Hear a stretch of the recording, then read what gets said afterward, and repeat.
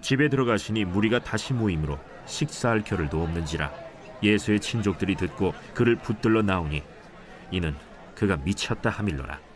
예루살렘에서 내려온 서기관들은 그가 바알세불이 집혔다 하며 또 귀신의 왕을 힘입어 귀신을 쫓아낸다 하니 예수께서 그들을 불러다가 비유로 말씀하시되 사탄이 어찌 사탄을 쫓아낼 수 있느냐? 또 만일 나라가 스스로 분쟁하면 그 나라가 설 수 없고 만일 집이 스스로 분쟁하면 그 집이 설 수 없고 만일 사탄이 자기를 거슬러 일어나 분쟁하면 설 수 없고 망하느니라. 사람이 먼저 강한 자를 결박하지 않고는 그 강한 자의 집에 들어가 세간을 강탈하지 못하리니 결박한 후에야 그 집을 강탈하리라. 내가 진실로 너희에게 이르노니 사람의 모든 죄와 모든 모독하는 일은 사심을 얻되 누구든지 성령을 모독하는 자는 영원히 사심을 얻지 못하고 영원한 죄가 되느니라. 이는 그들이 말하기를 더러운 귀신이 들렸다 하밀어라. 그때 예수의 어머니와 동생들이 와서 밖에 서서 사람을 보내어 예수를 부르니 무리가 예수를 둘러 앉았다가 보소서, 당신의 어머니와 동생들과 너희들이 밖에서 찾나이다. 누가 내 어머니이며 동생들이냐? 하시고 둘러 앉은 자들을 보시며 내 어머니와 내 동생들을 보라.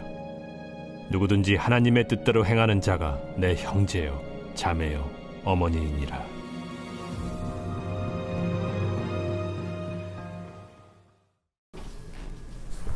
할렐루야. 네, 이른 새벽 우리 주님 전에 오신 믿음의 성도님들 환영하고 축복합니다.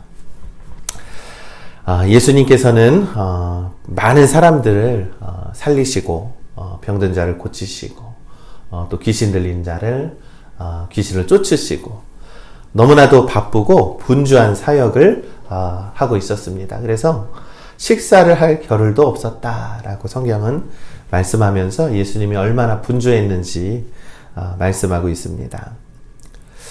그러나 오늘 이 사람들에게 또 트집을 잡는 어떠한 상황이 생겼죠. 특히 바리새인들과 서기관들은 이 예수님께서 하나님께서 하나님의 능력으로 역사하시는 것을 보고도 그것을 이 사탄의 힘으로 한다라고 이 모함을 하고 있습니다. 또 그때에 예수님을 향한 그 흉흉한 소문이 이 고향에 있는 가족들에게 소문이 미칩니다. 아유, 당신 아들 이상한 율법에 어긋난 짓을 하고 당신 아들이 좀 미쳤다고 합니다 라고 하면서 이 고향에 있는 가족들에게 그러한 소문이 들게 된 것이죠. 이 가족들은 걱정을 하게 됩니다. 예수님은 그러한 이 바리새인들과 또 모함하는 서기관들을 향해서 이렇게 말씀을 합니다. 마가복음 3장 23절에 예수께서 그들을 불러다가 비유로 말씀하시되 사탄이 어찌 사탄을 쫓아낼 수 있느냐라고 말씀합니다. 여러분, 여전히 바리새인들은 예수님을 믿을 그러한 생각이 없습니다. 그들의 신앙은 그들의 기득권이기 때문이죠. 그리고 또한 그들은 하나님의 능력을 왜곡하는 죄를 저지르고 있다라는 겁니다.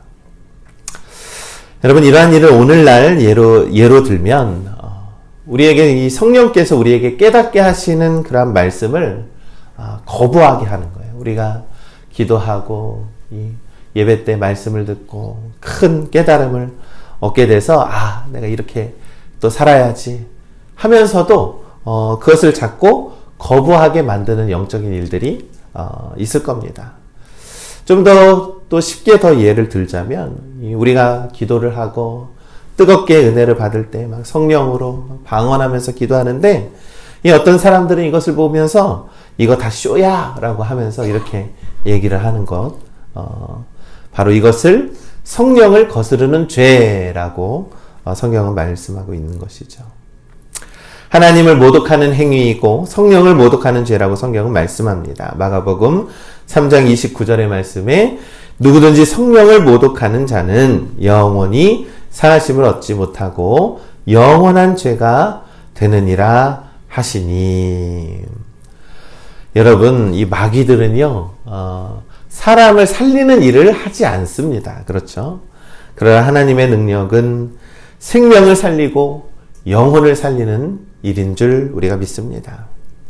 이 마귀는 그들의 기득권, 부귀영화를 좋아하지만 하나님의 능력은 우리에게 성령을 주시고 그 성령으로 이 세상을 이기는 힘을 더하여 주신다라는 것.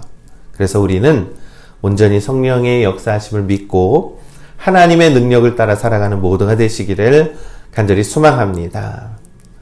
이 당시 예수님께서 하시는 모든 일들은요, 너무나도 새로운 일들이었어요. 주변에서 예수님의 사역과 기적과 가르침을 통해서 당시 유대 사회에 유대인들에게 야, 이거 뭐 완전히 새로운 일이 일어나고 있어. 새로운 센세이션을 막 일으키고 있었다라는 겁니다. 그래서 그동안 해왔던 이 율법의 근간을 예수님은 자꾸 반론하시고 새롭게 가르치시고 변화를 이끌고 있었다라는 겁니다. 여러분, 우리의 신앙이 오래된 관습에 빠지면 사실 변화가 어색하고 또한 변화가 잘못된 것이라고 이 부정적인 마음이 생기기 마련입니다. 이 변화를 두려워하는 본질적인 것이 있기 때문이죠. 그러나 예수님은 이 자신의 사역을 통하여서 하나님의 일을 통하여서 변화를 일으키고 오늘날까지도 우리에게 새로운 진리를 남기고 계신다라는 것이죠. 그래서 예수님이 하시는 모든 사역을 통해서 하나님의 새로운 진리가 드러나게 하셨다라는 겁니다.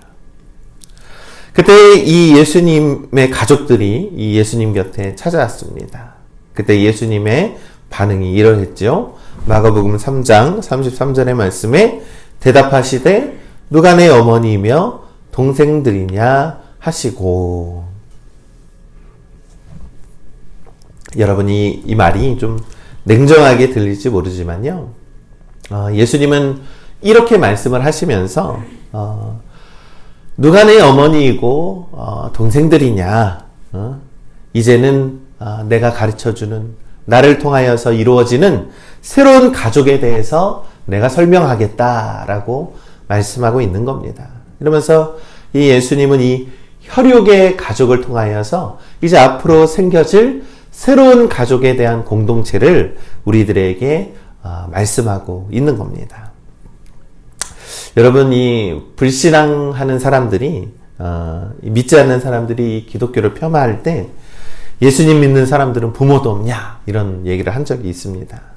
뭐 조상도 없냐, 이게 불효의 종교 아니냐 뭐 이렇게 얘기를 하죠.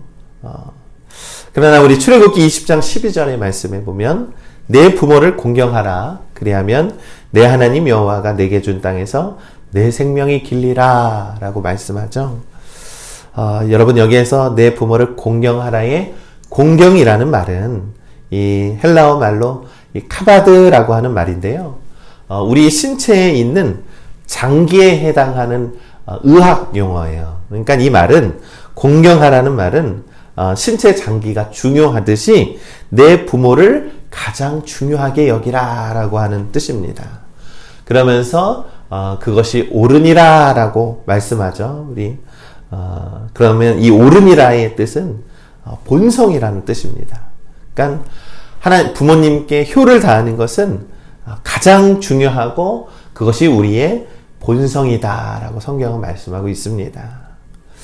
다시 본문으로 예수님께서 다시 말씀을 합니다. 마가복음 3장 34절과 35절의 말씀에 둘러앉은 자들을 보시며 이르시되 내 어머니와 내 동생들을 보라. 누구든지 하나님의 뜻대로 행하는 자가 내 형제요 자매요 어머니이니라. 이렇게 말씀합니다. 여기에 있는 어머니와 동생들은 어떤 사람들입니까, 여러분? 예수님의 가르침을 듣고 싶어서 온 사람들, 비록 가진 것이 없지만 예수님을 만나고 새로운 삶을 살아가고 싶은 그러한 간절한 사람들, 병들었던 사람들, 소외된 사람들, 어려운 사람들이 대부분이었다라는 것이죠. 이렇게 보잘것없는 사람들, 곧 평범한 우리들을 의미하는 겁니다. 누구든지 하나님의 뜻대로 행하는 자가 내 형제요 자매요 어머니이다. 예수님은 이렇게 새로운 공동체, 새로운 가족에 대해서 말씀하고 있는 것이죠. 그렇다면 여러분, 하나님의 뜻이 무엇일까요? 우리는 이것을 묵상해 보아야 합니다. 여러분 한번 보십시오. 요한복음 19장 25절의 말씀을 보면 예수의 십자가 곁에는 그의 어머니와 이모와 글로바의 아내 마리아와 막달라 마리아가 섰느니라. 여러분, 예수님이 십자가에 달리셨습니다. 그런데 그 십자가 밑에 예수님 곁에는 여러 명의 마리아들이 있었죠. 그 중에 어머니 마리아도 있습니다. 요한복음 19장 26절에 예수께서 자기의 어머니와 사랑하시는 제자가 곁에 서 있는 것을 보시고 자기 어머니께 말씀하시되 여자여 보소서 아들이니이다 하시고, 여기서 사랑하는 제자는 요한을 말하는 것입니다. 또한 예수님이 또 어머니께 여자여라고 이렇게 말을 하죠. 여러분, 이 말은 존칭을 말하는 겁니다. 간절한 마음으로 어머님이여. 또한 이 십자가에서 매달려 있다라는 것은요, 이 예수님이 하나님의 아들 메시아로서 해야 하는 일들을 감당하고 있었다라는 것이죠. 그러면서 보소서 아들입니다 라고 어머니에게 말하고 있는 것입니다. 그러면서 예수님은 요한에게 자신의 어머니 마리아를 이제 내가 죽으면 요한아 네가 나의 어머니를 좀 돌봐줘라 라고 말씀하고 있습니다. 요한복음 19장 27절에 또 그 제자에게 이르시되 보라 이제는 내 어머니라 하신데 그때부터 그 제자가 자기의 집에 모시니라. 여러분, 이 제자 요한은요, 이 마리아 어머니와 이 피 한 방울 섞인 그러한 관계가 아니죠. 그렇죠? 그런데 이 십자가에 달려 죽으신, 십자가에 계신 그 예수님의 부탁을 곧장 받아들여서 가족으로 삼았다라는 겁니다. 그리고 예수님은 십자가에서 죽으셨습니다.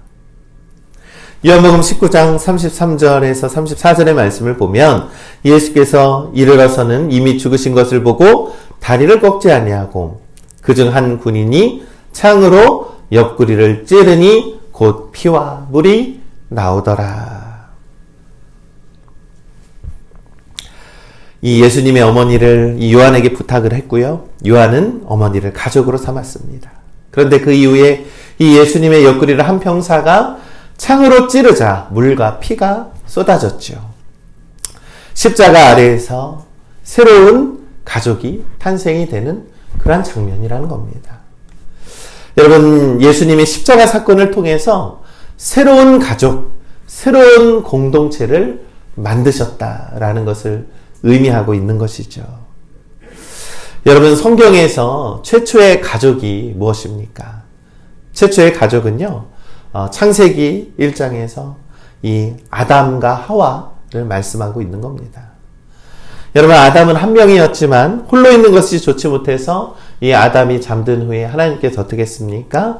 그의 갈빗대로 여자를 만드셨죠. 창세기 2장 21절의 말씀에 여호와 하나님이 아담을 깊이 잠들게 하시니 잠들매 그가 그 갈빗대 하나를 취하고 살로 대신 채우시고, 여기서 잠들었다라는 성경의 의미는 죽었다라는 뜻을 가지고 있는 거예요. 그리고 그 갈빗대는 옆구리를 의미하는 겁니다. 옆구리를 취해서 갈빗대로 하와를 만들었고 그로 인해서 인류의 첫 가족이 생겼습니다. 마찬가지로 예수님이 십자가에 달려 죽으실 때에 옆구리에 창에 찔려 죽으시고 그 십자가 밑에서 새로운 가족 공동체가 만들어졌다라는 겁니다. 여러분, 바로 십자가 아래에 모인 그러한 새롭게 만들어진 공동체가 무엇입니까? 바로 교회의 공동체를 의미하고 있는 것이죠. 여러분, 인류의 첫 가족 아담과 하와는 죄로 인해서 실패했습니다. 그러나 예수님의 십자가 밑에서 새롭게 생겨난 그 가족들은, 그 바로 교회 공동체는 지금도 역사하시고 하나님의 거룩한 일을 이루어가고 계신다라는 것이죠. 여러분, 하나님의 놀라우신 그러한 예정하심이 이 창세기 때부터 이렇게 예언되고 이루어지고 있다라고 하는 그러한 사실을 우리가 성경을 찾아볼 수 있다라는 겁니다. 이 얼마나 위대한 은혜입니까? 그렇다면 우리가 예수님의 영적인 새로운 가족이 되려면 우리는 어떻게 믿음 생활을 하고 신앙생활을 해야 되겠습니까? 첫째로는요, 우리는요, 영적인 절대적인 경험이 있어야 합니다. 체험이 있어야 한다는 거예요. 여러분, 여기에서 오해하지 말아야 하실 것은 영적인 체험은 신앙의 신비를 의미합니다. 방언이나 성령의 뜨거움, 이것이 영적인 체험입니다. 그러나 절대적인 영적인 경험은 그러한 신앙의 신비가 아니라 거듭남을 의미하는 겁니다. 거듭난 자들이 우리가 새로운 교회 공동체다라는 거예요. 여러분, 거듭남이라고 하면 이 니고데모가 밤중에 예수님 찾아와서 어떻게 거듭날 수 있습니까? 물과 성령으로 거듭나리라라고 말씀하지 않습니까? 이후에 예수님을 만난 니고데모는요, 실제적으로 예수님을 믿는 사람이 되었고 그의 삶은 변화되는 거듭나는 삶을 살게 되었습니다. 여러분, 거듭남의 체험이 있어야 영적인 체험도 할 수 있는 것이죠.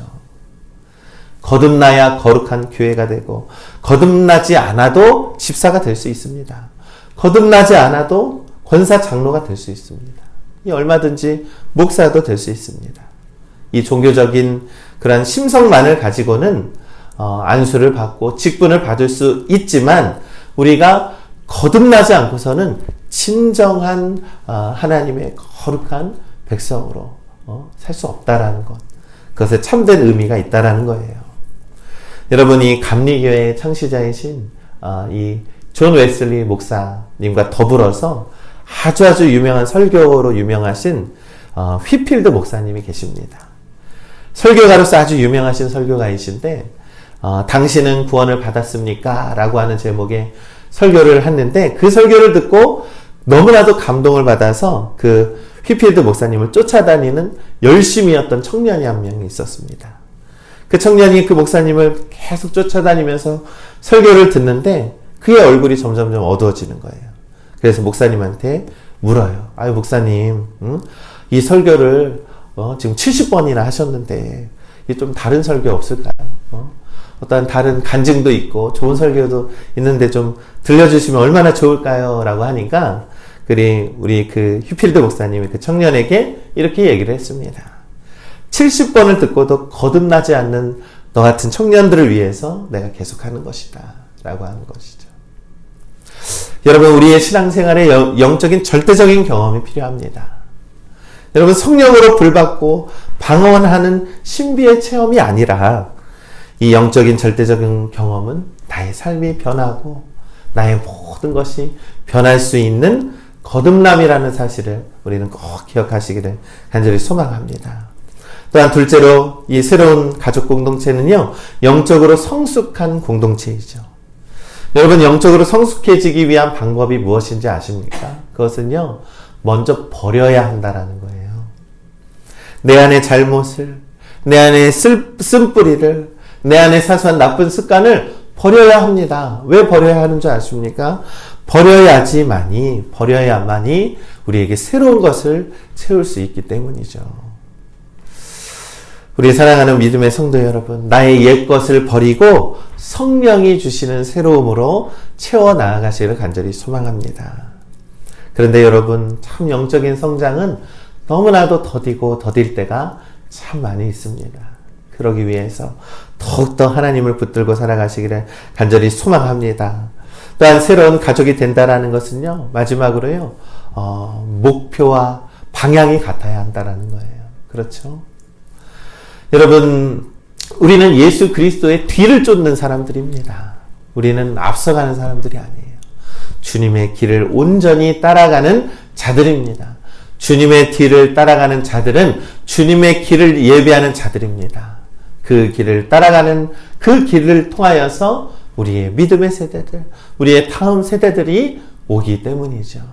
그렇기 때문에 여러분, 예수 그리스도의 본을 받아서 예수 그리스도의 본으로 삶을 살아가시기를 간절히 소망합니다. 그것이 바로 우리의 사명인 줄을 믿습니다. 그것이 바로 우리의 새로운 교회 공동체의 모습인 줄을 우리는 믿습니다. 우리 믿음의 성도 여러분, 오늘 예수님은 이 바리새인들의 성령을 거스르는 죄를 목격했습니다. 여전히 율법주의적인 신앙생활이 우리를 자유하게 하는지 깊이 묵상해 보아야 합니다. 예수님은 새로운 변화를 위해 이 땅에 오셨고, 그리고 새로운 가족과 새로운 공동체를 세워 가십니다. 우리를 위한 세상을 위해서가 아니라요, 바로 하나님의 나라를 위해서 날마다 새로워지기를 우리 간절히 소망합니다. 날마다 새로워지는 공동체, 날마다 새로워지는 가족, 날마다 새로워지는 직장, 그로 인해서 예수 그리스도께서 주시는 풍성한 은혜를 누리시기를 간절히 소망합니다. 주님의 은혜는 우리를 새롭게 하고 변화시켜 주십니다. 그것으로 인해서 우리의 삶은 언제나 항상 기쁘고 믿음으로 살아갈 수 있는 것 아니겠습니까? 사랑하는 우리 믿음의 성도 여러분, 우리 깊이 있는 이 영적인 성장, 절대적인 체험을 경험하시고 변화되고 거듭난 우리 믿음의 성도님들 되시기를 우리 주님의 이름으로 간절히 축원합니다.